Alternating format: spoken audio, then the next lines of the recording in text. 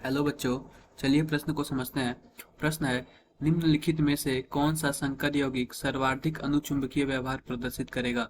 विकल्प ए दिया हुआ है, बी दिया हुआ है, सी दिया हुआ है और डी दिया हुआ है। तो बच्चों, सबसे पहले हम प्रश्न की मुख्य अवधारणा को समझते हैं कि प्रश्न की मुख्य अवधारणा क्या है।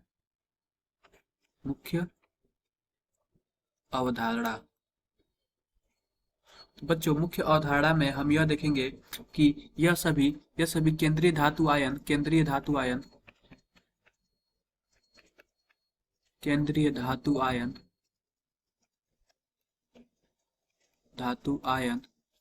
डी ब्लॉक के हैं। डी ब्लॉक के हैं। इनका इनका अनुचुंबकीय होने के लिए अनुचुंबकीय अनुचुंबकीय के लिए अनुचुंबकीय के लिए डी कक्षक में अयुग्मित इलेक्ट्रॉन होना चाहिए। अयुग्मित अयुग्मित इलेक्ट्रॉन सर्वाधिक होना चाहिए। सर्वाधिक होना चाहिए। आओ बच्चों, विकल्प के माध्यम से अपने सही उत्तर का चयन करते। तो हमारे पास विकल्प ए दिया हुआ है, कुछ इस प्रकार दिया हुआ है। कुछ इस प्रकार दिया हुआ विकल्प ए, टाइटेनियम NH3 6+3, कुछ इस प्रकार दिया हुआ है। तो बच्चों, अगर हम देखें तो इसमें जो टाइटेनियम पे जो आवेश आएगा, क्योंकि हमारे पास NH3 उदासीन लिगेंड है, तो जो हमारे पास टाइटेनियम पे जो आवेश आएगा वो +3 आएगा। और टाइटेनियम का परमाणु क्रमांक 22 होता है, इसलिए इसका इलेक्ट्रॉनिक विन्यास कुछ इस प्रकार होगा। Ar आर्गन 18, यहाँ पे हो जाएगा 4s2 4s0 3d1। इसमें इसमें एक ही अयुग्मित इलेक्ट्रॉन है। इसमें एक ही अयुग्मित इलेक्ट्रॉन है। मैं यहाँ पे लिखता हूँ, अयुग्मित इलेक्ट्रॉन को हम n से दर्शा सकते हैं। तो अयुग्मित इलेक्ट्रॉन n बराबर मैं 1 लिख सकता हूँ, 1 लिख देता हूँ।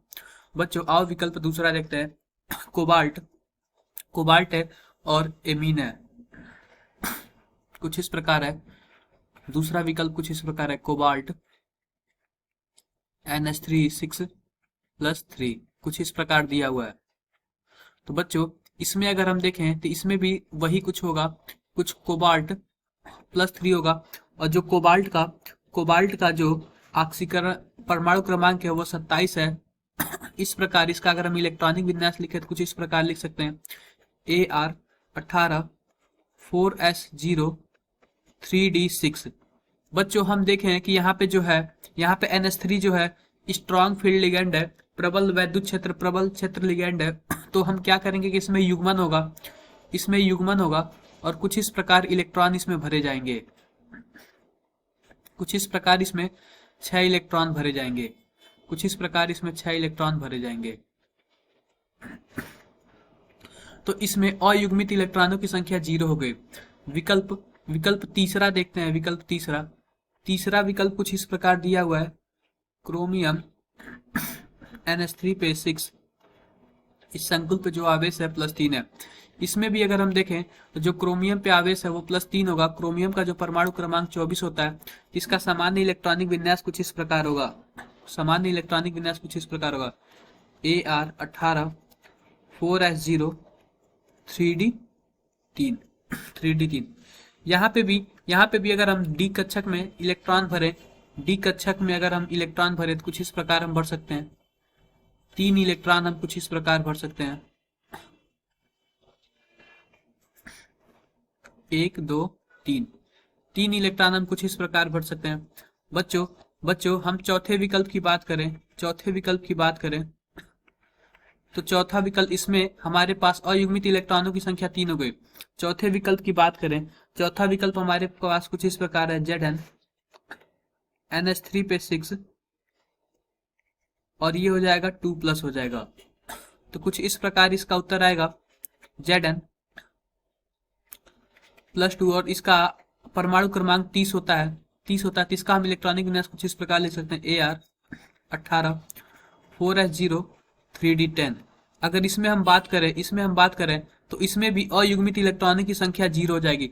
तो बच्चों केवल हमारे पास विकल्प तीसरा ही ऐसा है जिसमें जिसमें अयुग्मित इलेक्ट्रॉनों की संख्या 3 है, यानी कि सर्वाधिक है।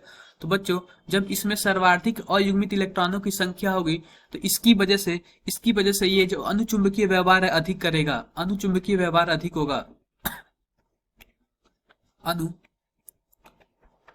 अनुचुंबकीय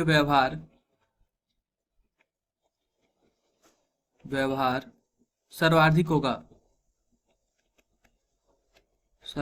होगा।